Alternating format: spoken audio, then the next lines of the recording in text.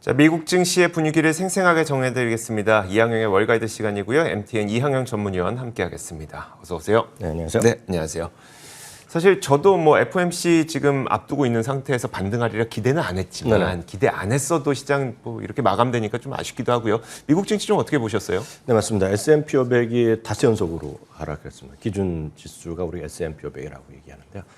그나마 이제 나스닥은 조금 하락이 진정되는 정도. 다만 말씀하셨다시피 연준의 금리 결정이 하루 앞두고 있기 때문에 시장의 어떤 큰 방향성을 찾기는 쉽지 않을 것 같습니다. 어찌됐건 내일 이 시간이면 상당히 많은 것이 결정돼 있을 것 같고요. 주가도 크게 움직이지 않을까, 뭐 위건 아래건 좀 다시 한번 움직일 그럴 개연성이 커져 있는 시점이라고 보셔야 되겠습니다. 뭔가 좀 결과를 확인하고 매매하겠다는 심리가 아마 대부분의 미국 사람들 똑같지 않을까 싶네요. 왜냐하면 이미 떨어질 만큼 많이 떨어진 상태에서 지금 뭐 조금 더 떨어진다 해도 큰 의미가 없다라고 생각하는 사람이 개인 투자가 대부분일 거란 말이에요. 네. 그렇기 때문에 좀 기다려보자는 심리가 전반적으로 시장이 좀 팽배했다라고 저는 이해를 하고 있습니다. 기술주나 에너지만 소폭 반등했고요. 오늘은 전반적으로 크게 뭐 움직인 것 자체가 별로 없었다라고 보셔야 되겠습니다. 유틸리티 이런 것들 그리고 필수 소비재 이런 것들은 오히려 좀 하락했는데요. 그것은 그만큼 그동안 선전했던 것들이 좀 더 빠지고 있는 그런 정도로 이해하시면 되겠습니다.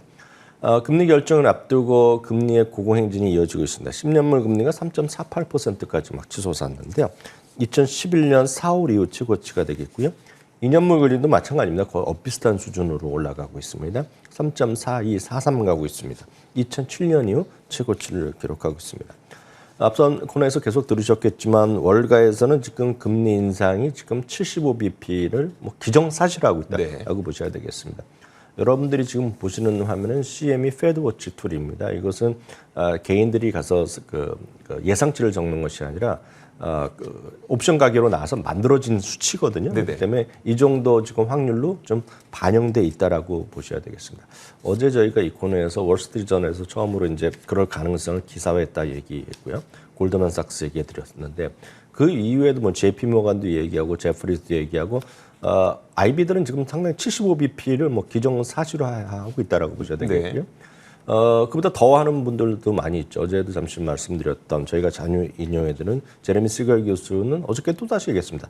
지금 100bp를 올려야 된다. 1%를 포인트를 올려야지 뭔가 좀 시장에서 메시지를 준다 표현을 하고 있습니다. 리올츠 그룹의 조시 브라운이라는 분도 엄청 유명한 그루가 되겠네요. 그분도 오늘 인터뷰를 통해서 100bp를 인상해야 된다 얘기했습니다.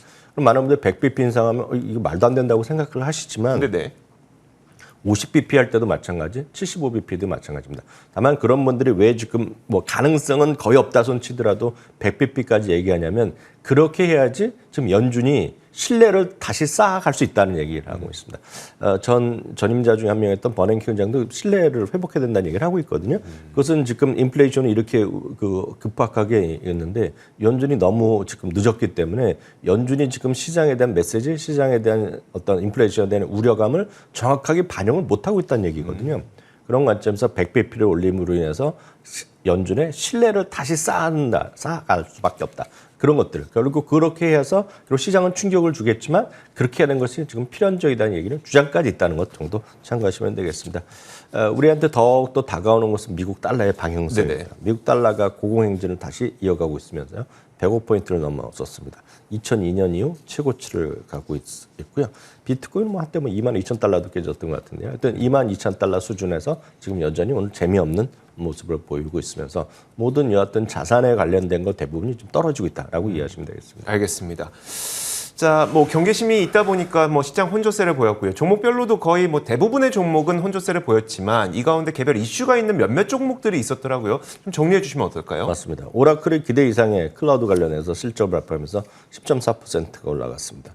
페덱스는 우리나라에서도 많이 익숙한 것 같습니다. 특성이죠. 빨리 이제 배송하고 이런 것들로 유명한 회사인데요. 배당을 무려 53%나 인상하면서 14%나 올라가면서 이 회사 입장에서 또 수십 년 만에 또 최대 폭으로 상승한 기록을 보여주게 됐습니다. 옥시덴탈 페트롤리움도 많이들 아시는 정유회사 정유회사 관련 에너지 관련 회사가 되겠는데요. 3.7%는 오늘 또 반등하는 모습. 최근 들어서 지금 다시 카니발가를 비롯한 크루즈 선사들이 또 재미없는 모습을 보이고 있는데요. 카니발은 오늘도 3.9% 떨어졌습니다. 베스트바이가 실적 발표한 이후에 계속 재미가 없습니다. 뱅크 오브 아메리카에서 매수해서 중립으로 내린 것이 의미가 되겠고요.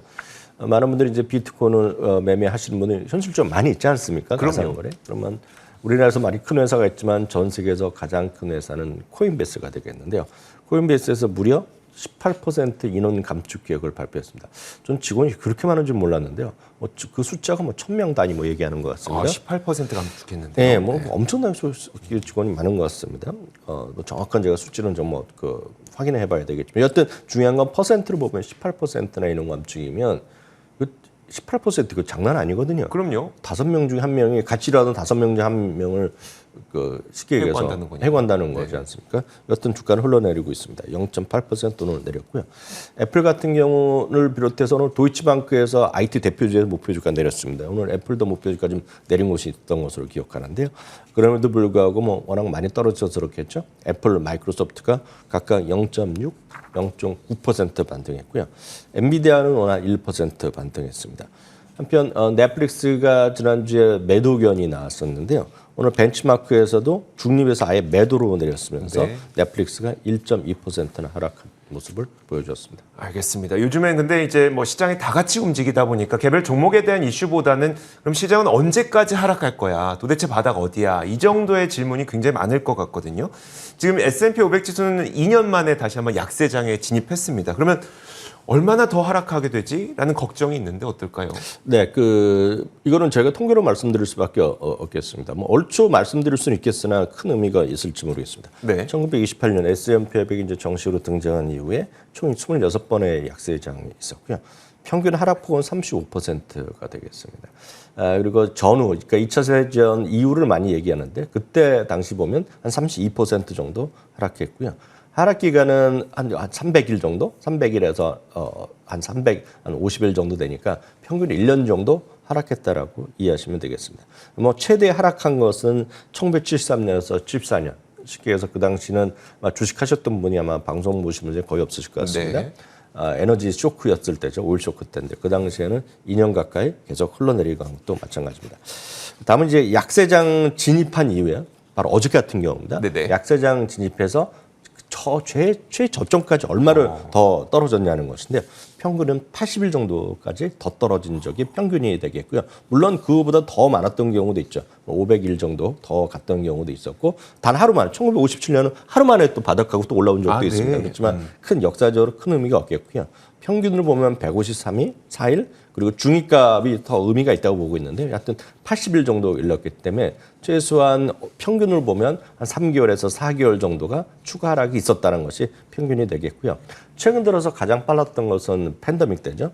불과 열하루 만에 바닥을 또 확인했던 기억이 있겠습니다. 다만 늘 말씀드리지만 이런 약세장을 포함해서 주가의 조정은 늘 있던 일이기 때문에 평균 3년엔 반에서 4년 정도에 한 번씩 베어마켓이 있었다는 것도 꼭 염두에 두시면 좋겠습니다. 그러면 이제 타이밍을 이제 고민이 되는 거 아닙니까? 그렇죠. 지금 팔고 다시 살까? 아니면 지금 팔고 이제 다 떠나야 되나? 이런 고민까지 많이 하실 텐데요. 사실 지금 이미 손실을 많이 보고 계실 텐데 네네. 여기서 더 떨어진다면 지금 여기서 손실 잠깐 확정하고 네네. 더 떨어진 이후에 내가 사면 나중에 수익률은 더 커질 거잖아라는 단순한 생각이 들거든요. 단순하게 그렇게 맞을 수도 있죠. 네네. 늘 말씀드리지만 타이밍을 정확하게 맞출 수 있다면 그걸 이길 사람은 없거든요. 다만 이제 장기적으로 확률적으로 보면 꾸준히 주식을 갖고 가는 경우가 맞았다는 얘기를 많이 하고 있습니다. 그림을 한번 표현해 드리겠는데요. 최근 한 30년만만 보더라도요. 계속 주식을 꾸준히 갖고 가면 연평균 7.92%가 올랐지만은요. 가장 좋았던 언제인지 모르지만 가장 좋았던 1년에 3일 평균적으로 길게 봐서 1년에 3일이고요. 30년 동안 딱 100일만 없었더라도 가장 많이 올랐던 만 없더라도 주가는 마이너스 났습니다. 마이너스 5.3%죠. 많은 분들이 이제 가장 떨어졌던 100일 1년에 3일 정도씩 가장 떨어졌던 많이 떨어졌던 일 100일만 피하면 연평균 23.8%의 놀라운 수익 나오고 만약 이렇게만 할 수 있다 그러면 2년 반이면 더블이 나는 거거든요. 네네. 그렇지만 그거는 현실적으로는 거의 불가능하다라고 저는 생각하고 있습니다. 그러면 어차피 타이밍 맞추지 못하는 거는 사실 월가에 있는 전문가들도 못하는데 우리가 네네. 어떻게 하겠습니까? 어쨌든 자 그러면 이제 들고 갔을 때 원금을 회복할 수 있는 기간은 통계적으로 과거 어땠을까요? 가장 이제 여러분들 궁금하신 게 이거거든요. 네네. 원금이 이제 다들 다 다르지만 우리가 보면 1월 3일에 4,800이라는 S&P 500의 지수를 회복하는 데까지 얼마만큼 걸리느냐 하는 것인데요. 이거는 1950년대 이후에 한 11번, 12번이 있었거든요. 그때 보면 그냥 n분의 1로 나눈 거 우리가 말하고 그냥 평균으로 때리면 워낙 편차가 크기 때문에 한 800일 정도 걸립니다. 그래서 엄청나게 오래 걸립니다. 이걸 이 수치를 그냥 11번, 12번을 평균 내면 오래 걸리는 게 맞는데요.